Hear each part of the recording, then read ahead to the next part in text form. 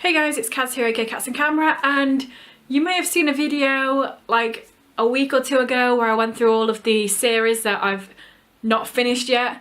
Well, today I'm going to be going through everything that I have finished to show that I have accomplished something. So throughout this month there is a videothon going on called Spring to It.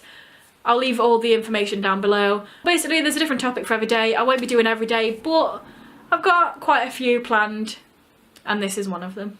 So if you haven't already seen the video of all these series that I need to complete, then I'll leave that above and below. But basically this video I'm going to do it in the same sort of way. So I've got duologies, then trilogies, then series. First I've read the Marberry duology by Andrew Smith.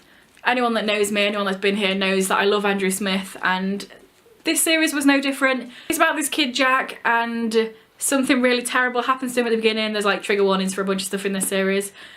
But after that he finds his glasses, and when he puts them on he goes into this weird other world. It's like the same world but maybe a different realm or something, and like everything's kicked off. Everybody is either getting killed or doing some killings. It's crazy. It's really good. You should read it.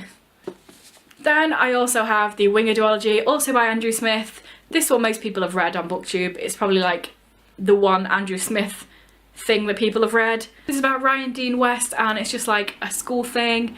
He's at school, he's in a higher year because he's been moved up, and it's just all about his life and rugby and his friends. And again, it's really good because Andrew Smith. I've also read the Alice's Adventures in Wonderland duology. I really didn't like this. I found Alice really irritating and annoying, and it took ages to get through. But I did enjoy Through the Looking Glass quite a bit more. She wasn't as annoying. Some of the songs are really cool. Yes.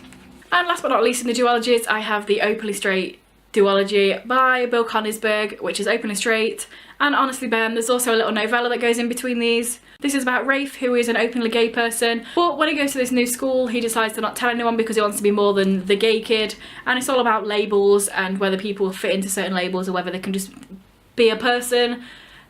Read it because it's really good. Now moving on to trilogies. These are all in no particular order. I've just like put them in a massive stack. So first up we have got The Infernal Devices by Cassandra Clare. Everybody knows what this is. Jem is awesome. Claire is not in it, so it's a winner. Next up, The All for the Game trilogy by Nora Sakovic. I'm repping my jumper right now. This is so good and it's an indie release, so definitely check it out because it's like the best thing ever. Trigger warnings for everything, like everything in here is just crazy and there's a lot of stuff that happens.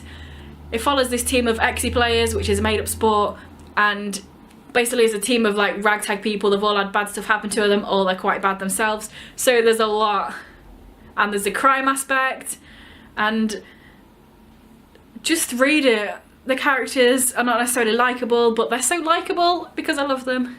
Another series that I love, the Half Bad trilogy by Sally Green. This one, I say this every time I talk about this book, but I can't not. This is crazy because it's one of my favourite series, but when I first started this book I didn't like it because it's written in second person at the beginning.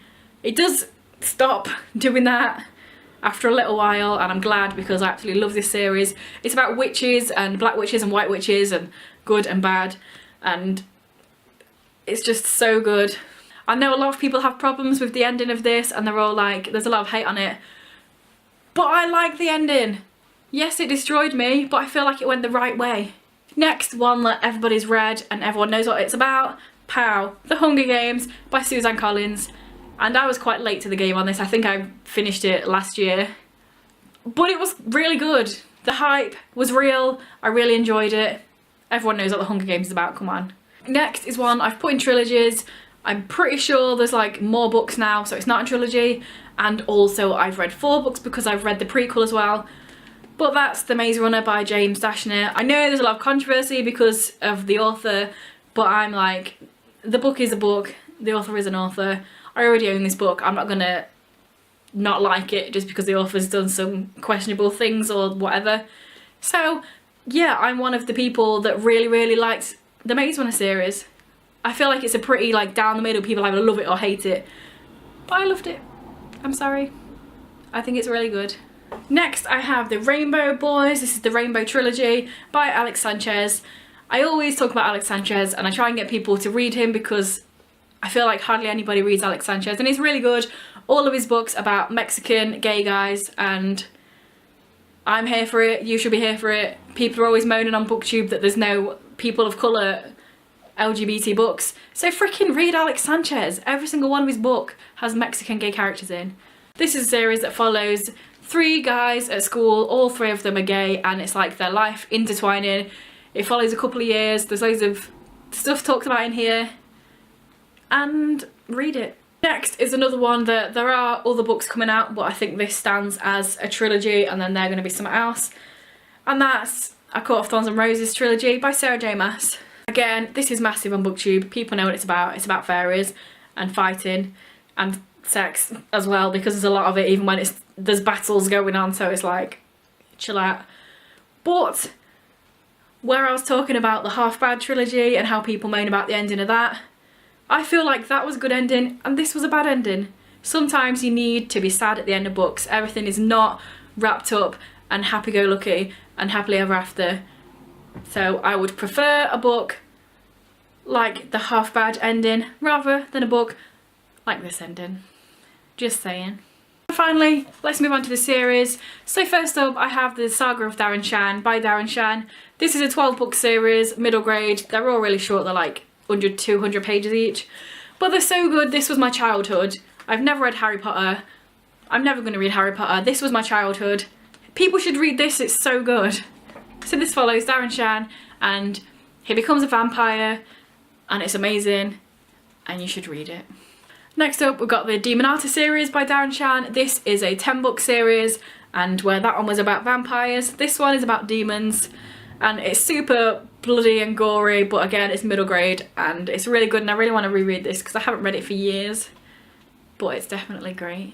Next up, apparently we're on the middle grade hype at the moment, so next up, I've got The Heroes of Olympus by Rick Riordan, and obviously, because I've read this, I've clearly read the Percy Jackson series by Rick Riordan because this comes and then this comes. So yes. I love Rick Riordan's books. These ones are about the Greeks and Roman gods and they're just super quick to read, super fun and enjoyable and interesting, and I feel like I've learned stuff as well because I feel like I've learned stuff about the gods, and I am slowly, if you've seen my series I need to finish, I'm slowly working through all of his other series as well. Next up, another middle grade, and that is the Girls in Love series by Jacqueline Wilson.